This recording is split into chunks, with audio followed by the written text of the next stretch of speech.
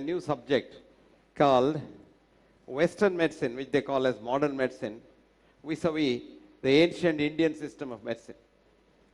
To know the difference, you must first know the difference between human body, how it works, and how it can be mended when it goes wrong.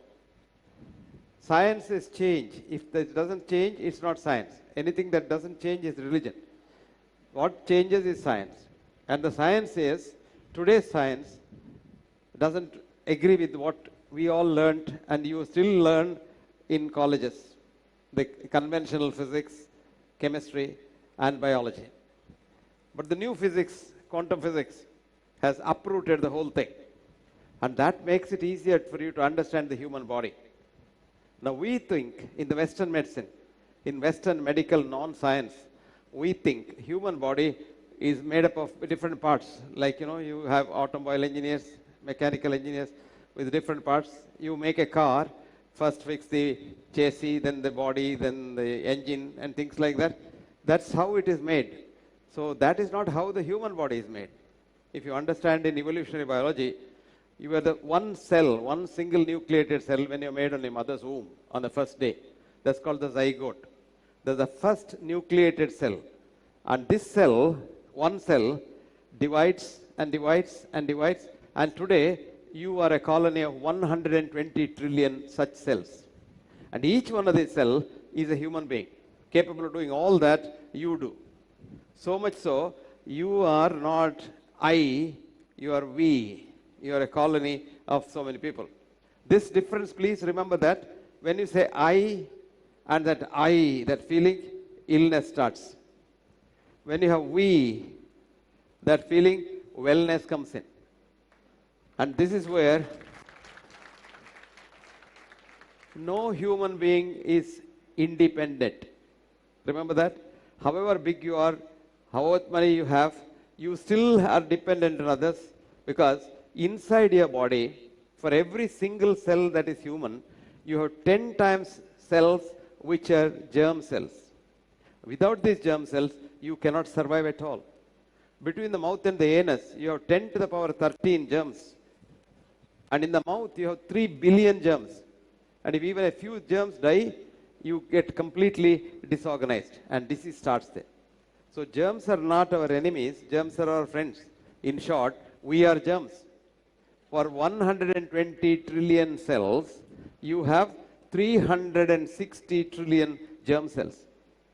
And we have, we inherit from our parents because we say, oh, you're like your father, you're like your mother, etc. The inheritance from, genetic inheritance from the parents is just 23,000 human cells in a genome. But you have same genome, you have 2.5 trillion germ genes, metabolomes, germinomes, virinomes, and all kinds of things. And you can imagine the contribution from your parents to you is 23,000 divided by 2.5 trillion. So hardly matters. So it's not the genes that run your body as you think in the olden science. In the new biology, it is the environment that runs it. That is where it's very important to know the environment is very important for disease or disease correction or treatment. Now in the Western medicine, what we do is we have quick fixes. Supposing you have a disease, immediately we give a quick fix and we think it cures the problem. No, it doesn't. Actually, it creates another problem. In short, I always tell my students, there is no pill for every ill, but there is an ill following every pill. Did you get this? That's called adverse drug reactions. As a matter of fact, audit now shows in the West that the leading cause of death is not cancer or heart attack, but adverse drug reactions, which is called ADR. Because we know in the Western non-science, one drug for one disease under ideal circumstances, which is called evidence-based medicine. But unfortunately, in a patient, we don't give one drug. Some of the patients, if you see, it's a laundry list of drugs, about 18, 15 drugs. And there is no science to say what happens when you combine two drugs. But do you know how people are alive? A study showed that when you give one tablet to a patient and tell him to take it daily, the remembrance or the compliance is only 73%. 27% forget. They don't take correctly. Now, when you make it 2 tablets a day, it falls to 42%. When you make it more than 3 tablets a day, it comes down to 22%, which means A 78% of people whom you prescribe this multiple laundry list, they don't take those medicines. If they did, they wouldn't be here. With every single pill has, like for example, I'll give you a very small thing. Every painkiller that you take, what's called NSAIDs, non-steroidal anti-inflammatory drugs, can give you a heart attack up to 5 years. From the time you take the medicine, up to the next 5 years, you can get a heart attack. Somebody says, oh, he's fine, he's very healthy. Why did he get a heart attack? He must have been taking every day pain-killing drugs. If you have a headache, one pop a pill. If you have a backache, you pop a pill. And this also damages the kidney.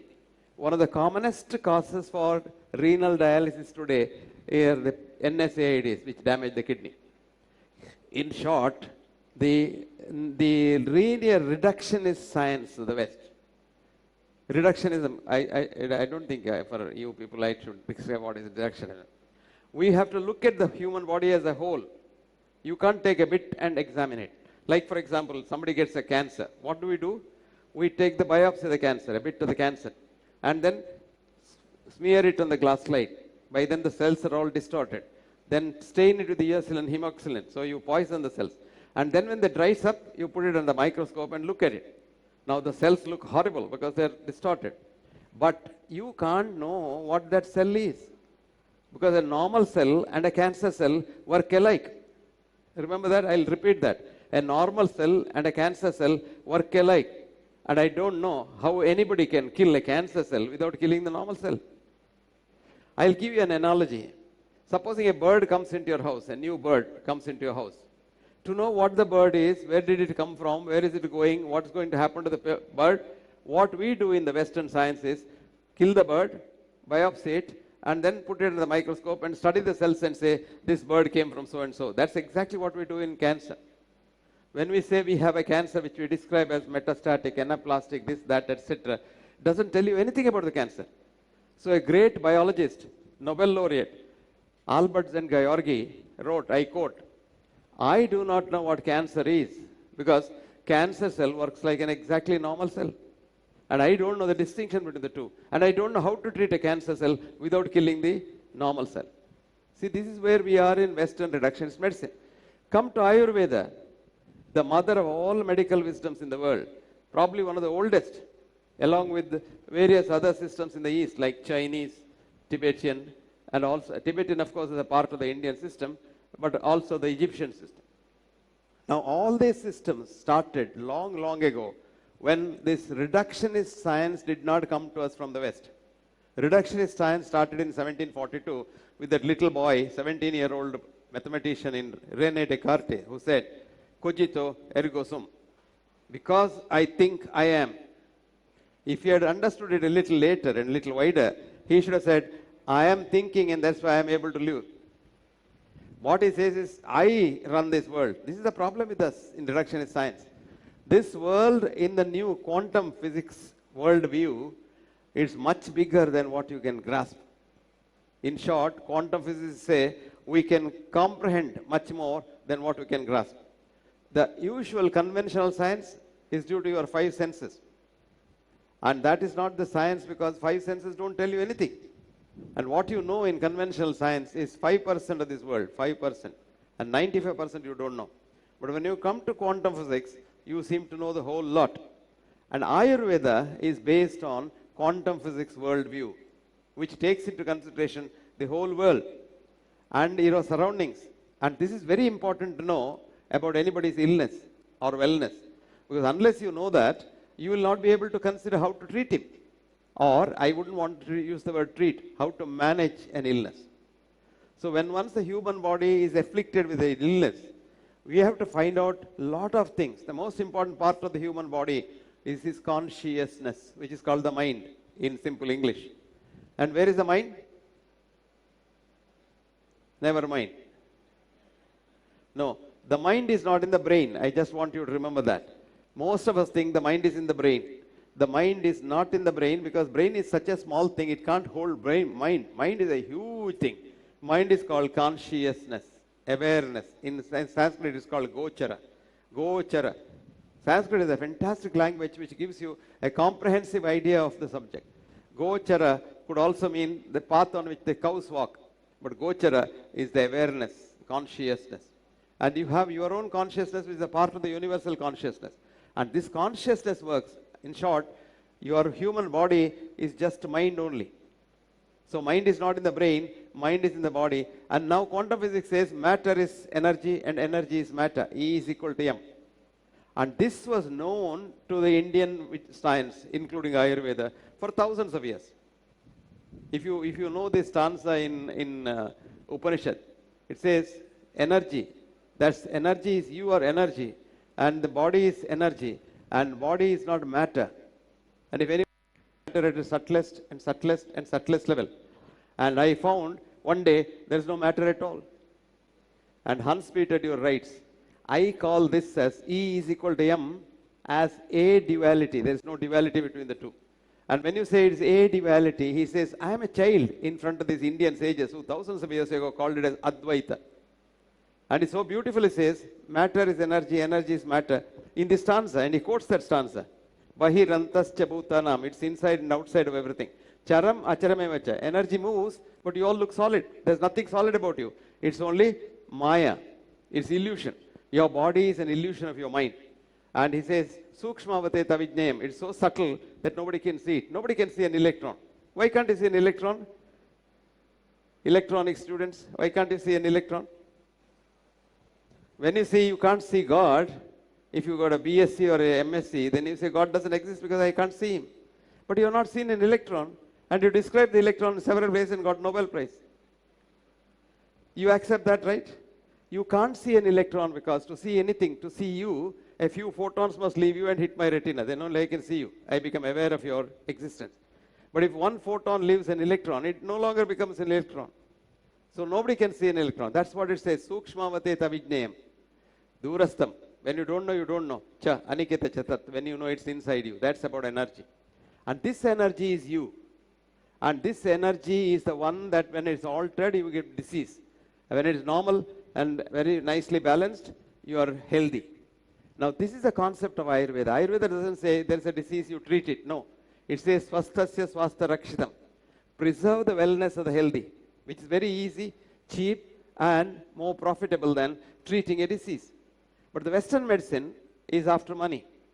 And for everything, we want money, we want to collect money, and we want to make money. And make money is our now problem.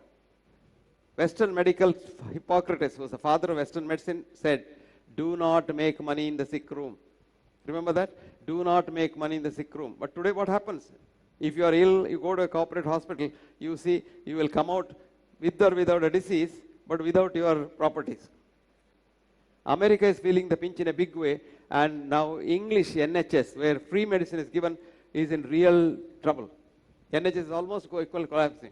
So they want Eastern medicine to come into these places. That is why Ayurveda is becoming very popular in the West. I just came back from Germany a week ago, where Germans and all the Eastern European nations, they want to have Ayurvedic hospitals in their country. So they had called this meeting to get ideas as to how to go about it. And you will be surprised, in January we have a meeting in London, and in April we have got a meeting in Brussels. So all these places there now, because money has become very, very, very... Now there is no limit for Western medicine, quick fixes. Supposing everybody wants a heart transplant to be given to a heart patient, where will you get this from money? Where the money from? Everybody wants a liver transplant for a liver disease, thinking that human body is a machine like the motor car, where if the carburetor is gone, you put a new carburetor. That doesn't happen in the human body. You will be surprised to know that this one cell that I told you that you wear when you are in mother's womb, that's called the zygote, that one cell divides into 120 trillion cells. But the beauty is, it doesn't fully divide. Only a partial wall comes in the cell, and 1 becomes 2. Another partial wall comes, 2 becomes 4. Another partial wall comes in 8, 16, 32, and so on and so forth. So much so, at the end of the day, when you are 120 trillion cells inside you, you are what is called a syncytium. You are just one sheet, and all cells are connected. You would be surprised. You take a brain cell and its genome, and a heart cell and its genome, they're identical. 2 cells, one in the brain, one in the heart, might have identical genome, which gives me a new idea, which I'm just having an idea. I have just put it as a hypothesis and published it, that if this happens, we don't have to get someone else's organ to transplant.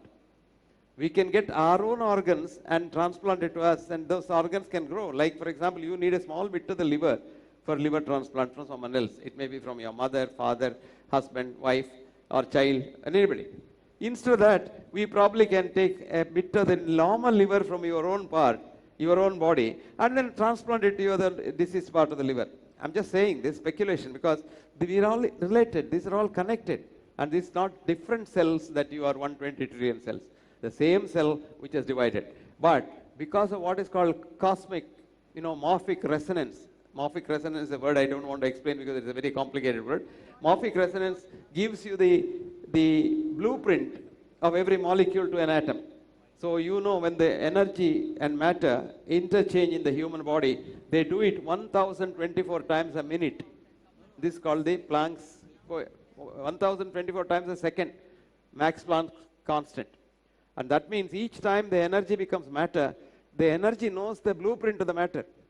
And if you teach this energy to change the blueprint to a normal body, it becomes this is called quantum healing. If you want to know more about quantum healing, one of the professors of quantum physics in Eugene, in the United States, has written a book called Quantum Doctor. If you read that, it's a very nice book which tells you how to cure yourself. And this is the old Ayurvedic system, because Ayurveda believes in a human body as a closed system, in systems biology, because you engineers understand systems biology. Closed system is a system where everything happens on its own like a geyser. You switch it on, water gets heated. When you don't use it, it gets cooled, and then it gets heated when you need it, and always you have hot water. But the open system is like an olden days bucket. A bucket of cold water, you want hot water for a bath, you put a heater yourself, and when the water is hot, you remove the heater. So you require an outside intervention for every mistake in the human body. That was the original thinking of Western medicine. But today in Ayurveda, and that is coming to the Western medicine also, that evolutionary biology tells us that a human system is a closed system, which when you are born, the system has got an ingrained doctor himself, which is called the immune system. So most of the time, if not all the time, this doctor cures you. But in case the doctor fails, then only symptoms come and you have to go to the artificial doctors like me. But normally, if you can keep your immune system good, and you will be absolutely fine without any outside intervention, because it's a closed system. Now, very interestingly, this concept is alien to Western medicine. Western medicine thinks it's an open system. For everything, I must interfere. No. So Western system is bad, but you can't throw it out, lock, stock, and barrel. The water is bad, so you can't throw the baby away, because for quick fixes, emergency quick fixes, like I fall under the car, let us say, I break my bones. I can't say I'll take Ayurveda and do yoga and pranayama and get better. No, the bones will have to set. Supposing I become unconscious and I am taken to the intensive care unit, I require some intensive quick fixes. But mind you, this is only 2% of the sick population in a given day. 98% can make do with the Ayurveda-like alternate systems. There are so many other systems. It's not just Ayurveda, homeopathy, Ayurveda, Siddha, Unani. Unani is a fantastic thing which started in Arab countries, and it has done a lot of progress. So all these systems are good things. So there should not be a monopoly for one system. What we should have is a judicious combination of all systems, where emergency quick fixes come from modern medicine, Western medicine, and all other things come from various other systems. And we have put together a system which is called the future medicine, or what's called meta medicine.